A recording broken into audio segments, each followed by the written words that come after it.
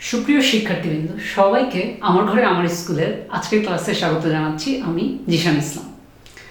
আজকে আমরা নবম দশম শ্রেণীর উচ্চতর গণিতের চতুর্থ অধ্যায় জ্যামিতিক অঙ্কন নামক অধ্যায়টি শুরু করতে যাচ্ছি। তো আজকের ক্লাসে আমরা কি শিখব? আজকের ক্লাসে আমরা ত্রিভুজ সংক্রান্ত দুটি সম্পাদ্য শিখব, সম্পাদ্য 1 ও সম্পাদ্য 2।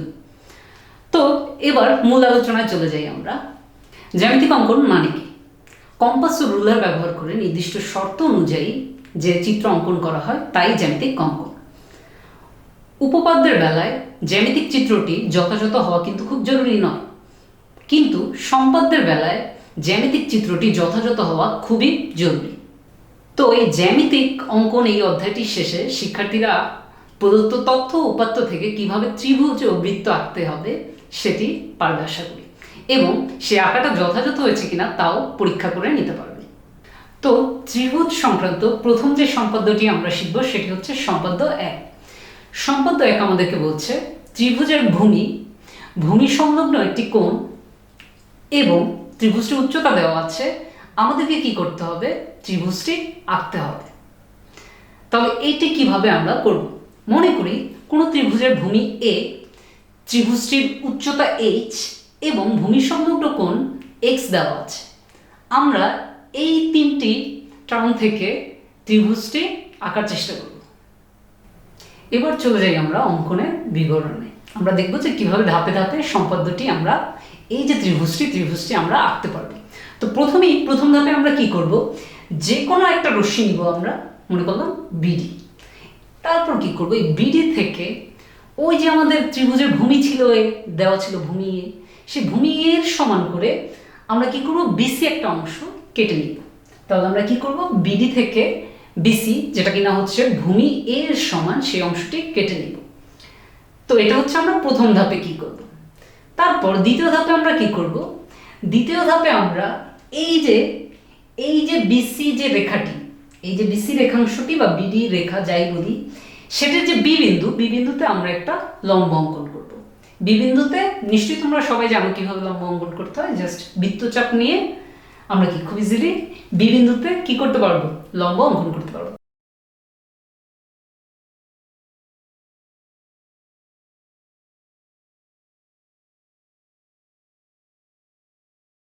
মনে করলাম আমরা বি বিন্দুতে বিপি লম্ব অঙ্কন করলাম। এরপর আমাদের কাজ কি? আমাদের একটু মাথায় রাখতে হবে আমাদের ত্রিভুজের কিন্তু উচ্চতাটাও দেওয়া আছে, তাই না? ত্রিভুজের ভূমি তো অলরেডি আমরা নিয়ে নিচ্ছি, বাট ত্রিভুজের যে উচ্চতাটা দেওয়া আছে সেটা কত দেওয়া আছে? সেটা দেওয়া আছে h।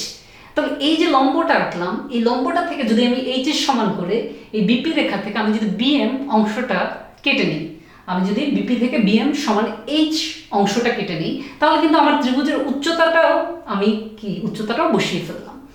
এবার আমার ত্রিভুজটা আঁকতে হবে যাতে ত্রিভুজটির উচ্চতা, ভূমি এবং ভূমি সংলগ্ন কোণ সবগুলো টার্মই ফুলফিল করে। এরপর পরের ধাপে আমরা কি করব? পরের ধাপে আমরা এই যে বিএম অংশটা কেটে নিলাম, এই যে বিপি রেখা, এই এম বিন্দুতে, এটার যে এম বিন্দুতে আমরা কি করব? এই যে বিসি, নিচে যে বিসি রেখাটা আছে না, এই বিসি রেখাটার সমান্তরাল করে আরেকটা রেখা আঁকবো, যেটা হচ্ছে এমএন। তারপর এই এমএন রেখাটি আমরা পেলাম, যেটা কিনা বিসির সমান্তরাল। তারপর পরের ধাপ 4-এ আমরা কি করব? বিসি রেখার বি বিন্দুতে ওই যে আমাদের ভূমি সংলগ্ন কোণ দেওয়া আছে, ভূমিটা তো আমরা আগেই বসায় ফেললাম, ওই যে বিডি রেখা থেকে বিসি অংশটা কেটে নিয়েছি ভূমি। এরপর সেই ভূমি সংলগ্ন যে কোণটা দেওয়া আছে, কোণ এক্স, সেটা সমান করে আমরা কি যদি বি বিন্দুতে সেই কোণটা বসাতে পারি, তাহলে কিন্তু আমাদের হয়ে যাচ্ছে, কারণ ভূমি সংলগ্ন কোণও হয়ে যাচ্ছে। তাহলে আমরা কি করব? যে এই যে বিডি রেখার বি বিন্দুতে প্রদত্ত কোণ, যেটা হচ্ছে ভূমি সংলগ্ন কোণ এক্স, সেটির সমান করে আমরা কি করব? আমরা একটা কোণ আঁকবো সিবিই। তাহলে এই সিবিই কোণটা যদি আঁকি, এবার আমরা একটু দেখি সিবিই কোণের এই যে বি রেখাটা, এটা করতেছে কি? ওই যে একটু যে সমান্তরাল রেখাটা আমরা আঁকছিলাম এমএন, সেই এমএন রেখাটাকে কি বিন্দুতে ছেদ করতেছে? এ বিন্দুতে ছেদ করতেছে।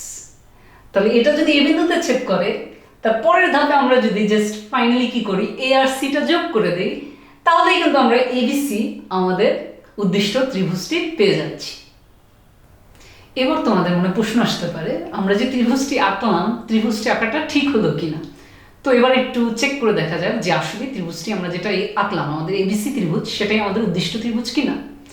তো অলরেডি আমরা যেভাবে ত্রিভুজটা অঙ্কন করেছি, আমরা সেখানে আমাদের যে ত্রিভুজের বিসি যেটা হচ্ছে ভূমির সমান করেই কাটা, তো এটা নিয়ে আর কোনো সন্দেহের অবকাশ নেই যে এটা হচ্ছে ভূমিটাকে আমরা এখানে বসিয়েছি, এবং এই বিসি এর বি বিন্দুতেই ভূমির সাথেই কিন্তু ভূমি সংলগ্ন কোণ যেটা হচ্ছে কিনা ভূমি সংলগ্ন কোণ যেটা হচ্ছে কিনা এবিসি। তো তবে ভূমি সংলগ্ন কোণ, এরপর দেখা যাক এবিসি ত্রিভুজের উচ্চতাটা এইচ কিনা। যেহেতু এমএন যে রেখাটা সেটা হচ্ছে বিসি রেখার সমান্তরাল, কারণ আমরা তো আঁকছি এমএনটাকে বিসির সমান্তরাল করে, তাহলে আমরা বলতে পারি যে ত্রিভুজ এবিসির উচ্চতাটাও কি হবে, যেহেতু দুটো সমান্তরাল রেখার মাঝখানে আছে ত্রিভুজটা, তাহলে আমি বলতে পারি যে ত্রিভুজের উচ্চতাটা কি হবে, ত্রিভুজের উচ্চতাটা এইচ এর সমান। তাহলে আমি বলতে পারি যেহেতু ভূমি সংলগ্ন কোণ এবং সাথে সাথে উচ্চতাটাও আমরা দেখতে পাচ্ছি এইচ, তাহলে আমরা বলতে পারি যে এবিসি হচ্ছে উদ্দিষ্ট ত্রিভুজ। এবার সম্পাদ্যটিকে একটু বিশ্লেষণ করা যায়।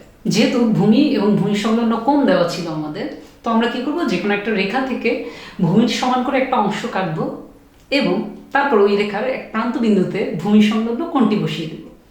তারপর ভূমির সঙ্গে নির্দিষ্ট করে আমরা তো নতুন যে অঙ্কিত রেখাটি আমরা পাচ্ছি সেটার উপর আমাদের কাজ হবে এমন একটা বিন্দু নির্ণয় করা যাতে ভূমি থেকে ওই বিন্দুর উচ্চতাটা আমাদের যে উচ্চতা দেওয়া আছে, আমাদের ত্রিভুজের উচ্চতা দেওয়া আছে তার সমান হয়, তাহলেই আমরা ত্রিভুজটি পেয়ে যাব। এবার আমরা চলে যাব সম্পাদ্য 2। সম্পাদ্য 2 আমাদেরকে কি বলছে, যে কোনো ত্রিভুজের ভূমি, শিরোকোণ এবং অপর দুই বাহুর সমষ্টি দেওয়া আছে, আমাদেরকে কি করতে হবে, ত্রিভুজটি অঙ্কন করতে হবে। তো মনে করলাম এই ত্রিভুজটিতে যে ভূমিটা হচ্ছে এ আর অপর যে দুই বাহুর সমষ্টি সেটা হচ্ছে এস, এবং যে শিরোকোণটি সেই শিরোকোণটি হচ্ছে এক্স। এখন শিরোকোণের সাথে হয়তো এই শব্দটি শুনে আবার কারো মাথায় প্রশ্ন আসতে পারে যে শিরোকোণ মানে কি। সবসময় মাথায় রাখবা শিরোকোণ হচ্ছে ভূমির বিপরীতের যে কোণটা। যদিও তোমরা সবসময় নিচের যে বাহুটি, কোন ত্রিভুজের নিচের দিকের বাহুটিকেই ধরে নাও যে এটাই ভূমি, হ্যাঁ ওটাকে যদি আমরা ভূমি হিসেবে ডিফাইন করি তাহলে ওটা ভূমি, তখন শিরোকোণ মানে কি উপরের যে কোণটা কোণ এক্স। কিন্তু আমরা যদি ভূমি বলি ত্রিভুজের অন্য কোনো বাহুকে, তাই না, যদি এমন কোন ত্রিভুজের এই পাশের বাহুটাকে আমরা ভূমি বলি, তখন তাহলে ওই বাহুটা যদি ভূমি হয় সেই ক্ষেত্রে শিরোকোণটা কি হবে, সেক্ষেত্রে শিরোকোণটা হবে কিন্তু ওই বাহু বিপরীতে এই দিকের কোণটা। তাহলে আমার দেখতে হবে কি শিরোকোণ হচ্ছে ভূমির বিপরীতের কোণটা, এবং ভূমি যে সবসময় নিচের দিকেরটাই হবে তা কিন্তু না। ভূমি কিন্তু আমি যে কোনোটাকে চাইলে ভূমি হিসেবে ডিফাইন করতে পারি আমার ত্রিভুজের, আর শিরোকোণ হচ্ছে তার বিপরীতের যে কোণটা সেটা। তো এবার আমরা দেখি যে এটা কিভাবে আমরা আঁকবো। তো অঙ্কনের বিবরণে চলে যাই। তো ত্রিভুজটি আঁকার জন্য আমরা কি করব, প্রথম ধাপে আমরা যে কোনো একটা রেখা ডি থেকে ওই যে ত্রিভুজের দুই বাহুর সমষ্টি এস দেওয়া ছিল সেটার সমান করে একটা অংশ কেটে নিব যেটি হচ্ছে ডিবি। তাহলে আমরা ডি থেকে ডিবি, যেটি কিনা এস এর সমান, সমষ্টির সমান, দুই বাহুর সমষ্টির সমান, সেই অংশটি কেটে নিব। তারপর দ্বিতীয় ধাপে আমরা কি করব, দ্বিতীয় ধাপে এই যে ডিবি রেখার ডি বিন্দুতে আমাদের যে শিরোকোণ দেওয়া ছিল শিরোকোণ এক্স, সেই কোণটিকে আমরা কি করব, অর্ধেক করব। মাথায় রাখবা যে সেই শিরোকোণটিকে কিন্তু আমি সরাসরি বসাচ্ছি না, সেই শিরোকোণটিকে আমি কি করছি, অর্ধেক করে বসাচ্ছি। তাহলে আমরা কি করবো, আমাদের যে শিরোকোণ আছে শিরোকোণ এক্স সেটিকে অর্ধেক করব, এবং সেই অর্ধেক কোণটি যেটা কিনা হচ্ছে হাফ অফ এক্স সেটিকে আমরা বসাবো ডিবি রেখার ডি বিন্দুতে। তাহলে ডিবি রেখার ডি বিন্দুতে কোণ বিডিএফ যেটি কিনা হচ্ছে আমাদের শিরোকোণের অর্ধেক কোণের সমান, সেটি বসাবো।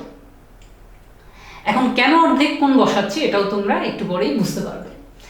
তারপর পরের ধাপে আমরা কি করব, পরের ধাপে আমরা এই যে ডিবি রেখার যে বি বিন্দুটা, এই বি বিন্দুতে ভূমি যে ছিল এ, আমাদের ভূমি ছিল এ, সেই ভূমি এর সমান ব্যাসার্ধ নিয়ে আমরা কি করব, একটা বৃত্তচাপ আঁকবো।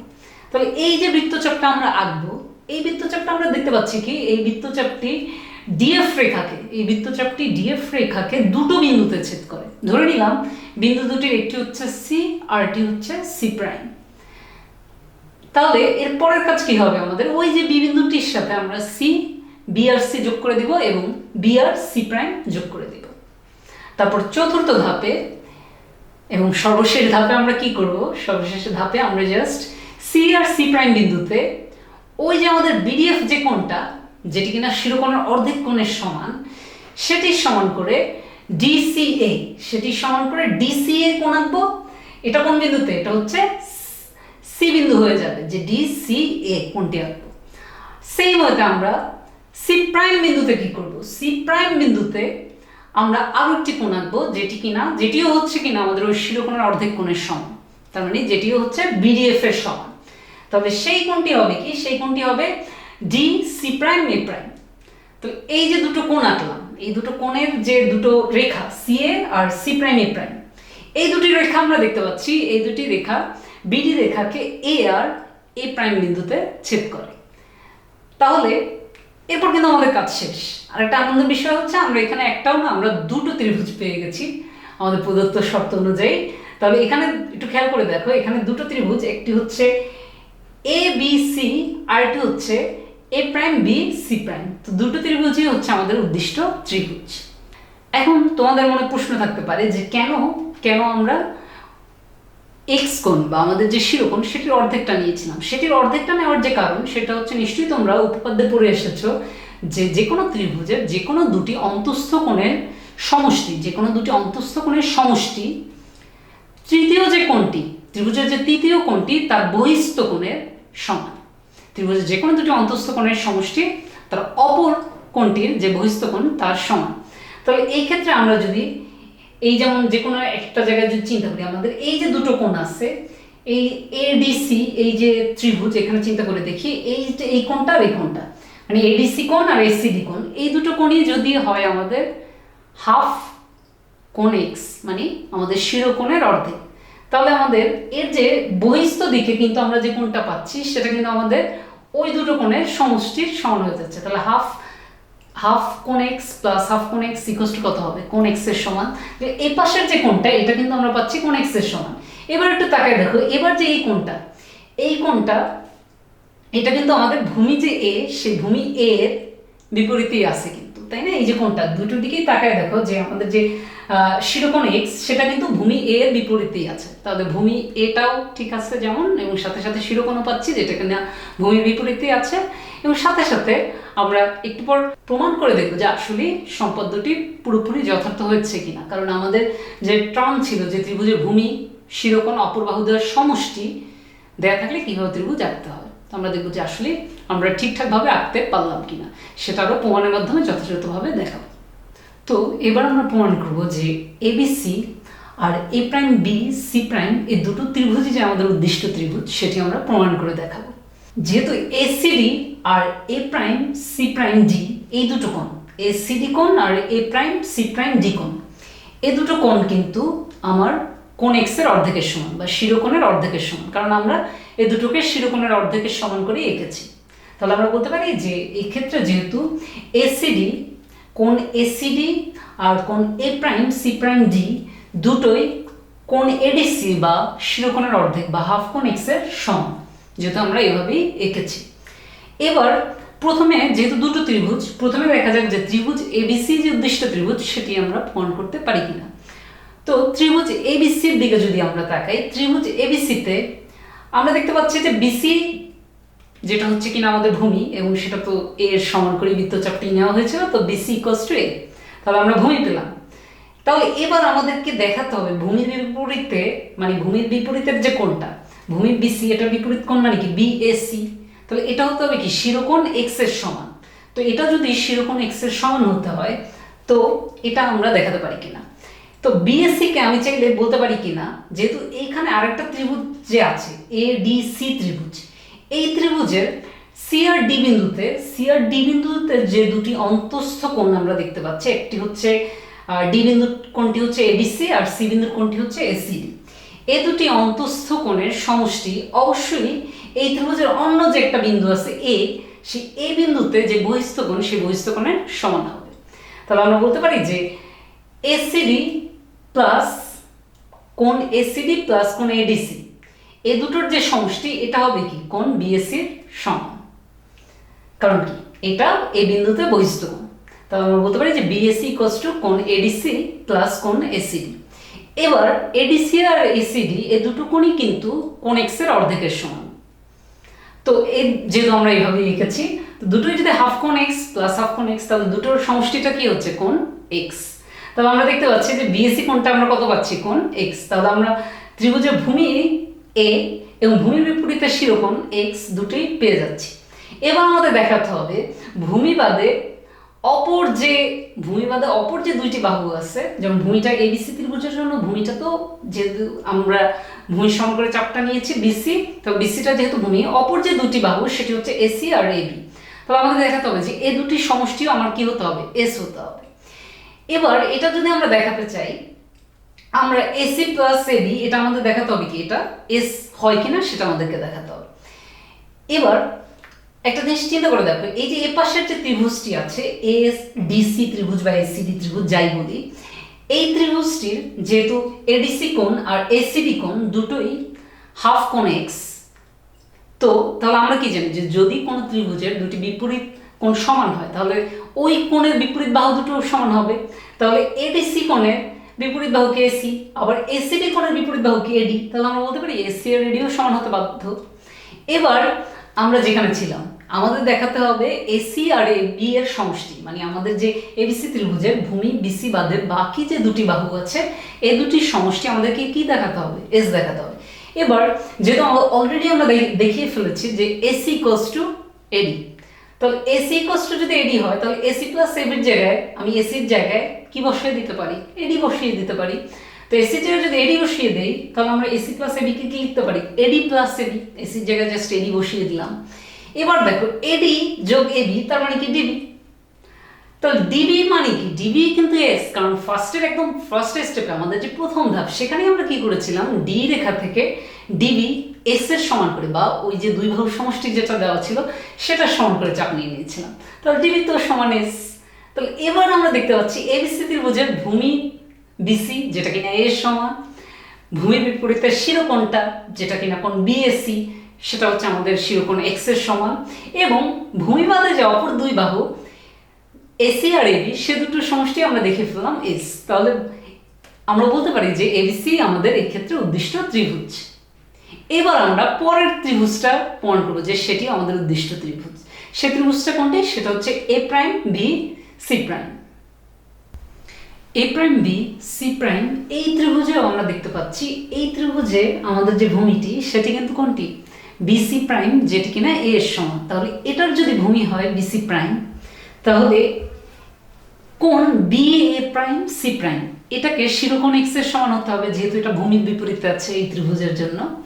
তাহলে আমাদেরকে দেখাতে হবে যে আসলে কোণ B A prime C prime এই কোণটি আসলে কোণ এক্স এর সমান। এবার কোণ B A prime C prime এই কোণটিকে আমরা লিখতে পারি কিনা, এই কোণটিকে আমরা লিখতে পারি A prime D C prime plus A prime C prime D, এই দুটো কোণের সমষ্টি হিসেবে লিখতে পারি। কিভাবে, ওই যে একটু আগে বলে আসলাম যে ত্রিভুজের যে কোনো দুটি অন্তঃস্থ কোণের সমষ্টি ত্রিভুজের অপর যে বিন্দুটি আছে সেই অপর বিন্দুতে যে বহিস্থ কোণ সেই বহিস্থ কোণের সমান। তাহলে আমরা বলতে পারি যে এই ক্ষেত্রে এই এ প্রাইম বিন্দুতে এই বহিস্থ কোণটি কি হবে, এ পাশের যে এই ত্রিভুজটি সেটার যে দুটি অন্তঃস্থ কোণ আছে সেটির সমষ্টির সমান। তাহলে এবার এ প্রাইম ডি সি প্রাইম এটা কিসের সমান, এটা হচ্ছে শিরোকোণের অর্ধেক বা হাফ কোণ এক্স এর সমান। সেম ওয়েতে এ প্রাইম সি প্রাইম ডি এটাও হচ্ছে কি শিরোকোণের অর্ধেকের সমান বা হাফ কোণ এক্স এর সমান। তো এই দুটো যদি হাফ কোণ এক্স এর সমান হয়, যেহেতু আমরা এঁকেছি এভাবে, তাহলে এই দুটোর যে সমষ্টি সেটা কি হবে, কোণ এক্স। তাহলে আমরা এ প্রাইম বি সি প্রাইম ত্রিভুজে ভূমি যেটি সেটি পাচ্ছি বি সি প্রাইম, আর ভূমির বিপরীতে যে কোণটি শিরোকোণ সেটিও B A prime C prime, সেই কোণটি কত পাচ্ছি, সেই কোণটিও দেখছি আমরা এক্স।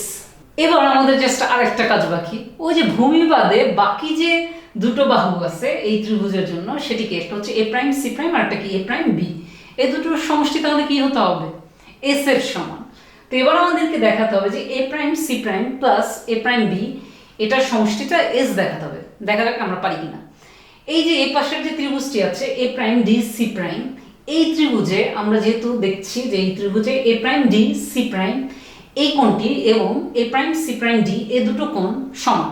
এ দুটো কোণ যদি সমান হয় তাহলে তাদের বিপরীত বাহুগুলোও সমান হবে। তাহলে এ প্রাইম ডি সি প্রাইমের বিপরীত বাহু কি, এ প্রাইম সি প্রাইম। আবার সেম ওয়েতে এ প্রাইম সি প্রাইম ডি এটার বিপরীত বাহু কোণটি, এ প্রাইম ডি। তাহলে আমরা বলতে পারি যে এই দুটো বাহু সমান হবে A prime C prime equals to কি হবে, এ প্রাইম ডি।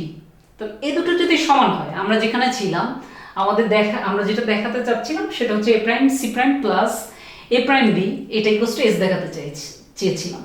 তো এটা যদি আমরা এস দেখাতে চাই তাহলে আমাদের এ প্রাইম সি প্রাইমের জায়গায় আমরা কি লিখতে পারি, যেহেতু এ প্রাইম সি প্রাইম এ প্রাইম ডি এর সমান, তাহলে এটা জায়গায় এ প্রাইম ডি বসাই দিই। তাহলে এবার দেখতে পাচ্ছি এ prime D plus A prime B, এই দুটোর সমষ্টি কি হবে? দুটোর সমষ্টি হবে ডিবি। তো ডিবি কি, যেহেতু ফার্স্টে ডিবি অংশটা আমরা কি ওই যে ত্রিভুজের যে অপর দুই বাহু, সেই অপর দুই বাহু সমষ্টির সমান নিয়েছিলাম, তাহলে আমরা কি বলতে পারি যে ডিবি সমান এস। তাহলে ডিবি সমান এস, তাহলে এটা যদি হয় তাহলে আমরা দেখতে পাচ্ছি যে এ প্রাইম বি সি প্রাইম এই ত্রিভুজেও ভূমি এ এবং ভূমির বিপরীত যে কোণ শিরোকোণ সেটি কি কোণ এক্স, এবং ভূমি বাদে বাকি যে দুটো বাহু সে দুটোর সমষ্টি কত? এস। তাহলে আমরা বলতে পারি যে এ প্রাইম বি সি প্রাইম হচ্ছে আমাদের অপর উদ্দিষ্ট ত্রিভুজ। তো আজকের ক্লাসে আমরা শিখলাম যে কোনো ত্রিভুজের ভূমি সংলগ্ন কোণ এবং উচ্চতা দেওয়া থাকলে তা থেকে কীভাবে ত্রিভুজ আঁকতে হয়, এবং তারপর শিখলাম ত্রিভুজের ভূমি শিরোকোণ এবং অপর বাহুদ্বয়ের সমষ্টি দেওয়া থাকলে তা থেকে কীভাবে ত্রিভুজ আঁকতে হয়। তো এবার তোমাদের জন্য থাকছে কিছু বাড়ির কাজ। প্রথম যে বাড়ির কাজটি থাকছে সেটি হচ্ছে ত্রিভুজের ভূমি BC ইকুয়ালস টু 4.6 সেন্টিমিটার, কোণ B ইকুয়ালস টু 45 ডিগ্রি এবং AB plus CA equals to 8.2 centimetre দেওয়া আছে। ত্রিভুজটি আঁকতে হবে। পরের বাড়ির কাজটি সেটি হচ্ছে ত্রিভুজ ABC এর পরিসীমা 12 সেন্টিমিটার, কোণ B হচ্ছে 60 ডিগ্রি এবং কোণ C হচ্ছে 45 ডিগ্রি দেওয়া আছে, এবং আমাদেরকে কি করতে হবে? ত্রিভুজ ABCটি আঁকতে হবে। আশা করি পর্যাপ্ত অনুশীলনের মাধ্যমে তোমরা সবাই বাড়ির কাজটি করে ফেলতে পারবে। আর স্কুল খুললে অবশ্যই বাড়ির কাজটি তোমার শ্রেণী শিক্ষকের কাছে জমা দিবে। মনোযোগ দিয়ে ক্লাসটি দেখার জন্য সবাইকে অসংখ্য ধন্যবাদ। ক্লাসটি পুনরায় করতে চাইলে চোখ রাখো আমার ঘরে আমার স্কুলের ফেসবুক পেজ ও ইউটিউব চ্যানেলে। সবাই ভালো থাকো, সুস্থ থাকো, সরকারি বিধি অনুযায়ী নিজ গৃহে অবস্থান করো এবং যথাযথ স্বাস্থ্যবিধি মেনে চলো। সবার জন্য শুভকামনা রইল।